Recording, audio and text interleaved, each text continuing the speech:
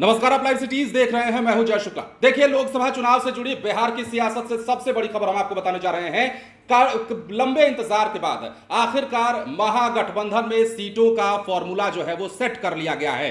कुछ देर पहले ही महागठबंधन की ओर से एक प्रेस कॉन्फ्रेंस किया जाता है और इसमें सब कुछ साफ साफ कर दिया जाता है। तो देखिए, अब हम आपको जो लिस्ट दिखाने जा रहे हैं उस लिस्ट में सीटों का नाम भी बताएंगे, आप देख भी पाएंगे। इसके अलावा जो सहमति बनी है जिन सीटों पर, उसके बारे में अगर आपको पहले बताएं तो 26, 9 और 5 का फॉर्मूला जो है सेट किया गया है बिहार में महागठबंधन की ओर से। मतलब यह हुआ कि 26 सीटों पर राजद चुनाव लड़ने जा रहा है। इसके अलावा 9 सीटें कांग्रेस के खाते में दी गई है।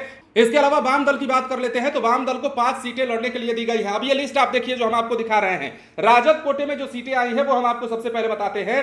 26 सीटों का नाम देखिए। गया है, नवादा, जहानाबाद, औरंगाबाद, बक्सर, पाटलिपुत्रा, मुंगेर, जमुई, बांका, वाल्मीकि नगर, पूर्वी चंपारण, शिवहर, सीतामढ़ी, वैशाली, सारण, सिवान, गोपालगंज, उजियारपुर, दरभंगा, मधुबनी, झंझारपुर, सुपौल, मधेपुरा, पूर्णिया, अररिया और हाजीपुर। ये जो सीटें हैं ये राजद के खाते में गई हैं और राजद इन सीटों पर अपने प्रत्याशियों को उतारेगा। इसके अलावा अब कांग्रेस की बात करते हैं। ये लिस्ट आप अपने स्क्रीन पर देखिए। आप अगर पढ़ नहीं पा रहे होंगे तो हम आपको बताते हैं।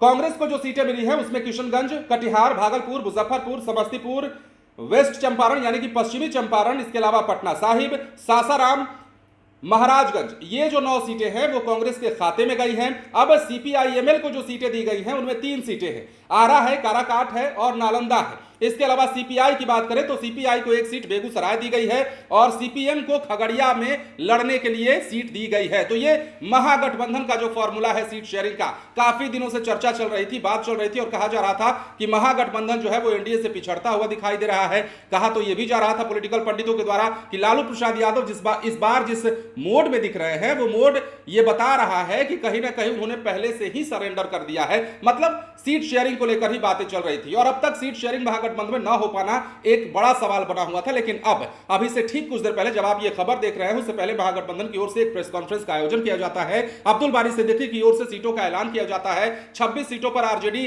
के कैंडिडेट उतारे जाएंगे। इसके अलावा कांग्रेस के खाते में 9 सीटें गई हैं और एक बार फिर से बता देते हैं वाम दल को 5 सीटें लड़ने के लिए मिली हैं। तो देखिए वाम दल को कौन कौन सी सीटें एक बार फिर से बताते हैं। आरा, काराकाट, नालंदा में सीपीआईएमएल के कैंडिडेट उतारे जाएंगे। सीपीआई की अगर बात करें तो बेगूसराय मिला है और सीपीएम को खगड़िया सीट पर लड़ने के लिए तैयार किया गया है। तो देखिए बिहार की सियासत में लोकसभा चुनाव को लेकर जैसा हमने आपको बताया बड़ी खबर। महागठबंधन में सीटों के बंटवारे को लेकर जो पेच फंसा हुआ था उस पेच को अब जाकर के कहीं ना कहीं सुलझाया गया है और यही कारण है कि महागठबंधन के प्रेस कॉन्फ्रेंस में अब सारे आंकड़ों को साफ करते हुए कह दिया गया है कि कांग्रेस है, माफ कीजिएगा, 9 सीटों पर चुनाव लड़ेगी।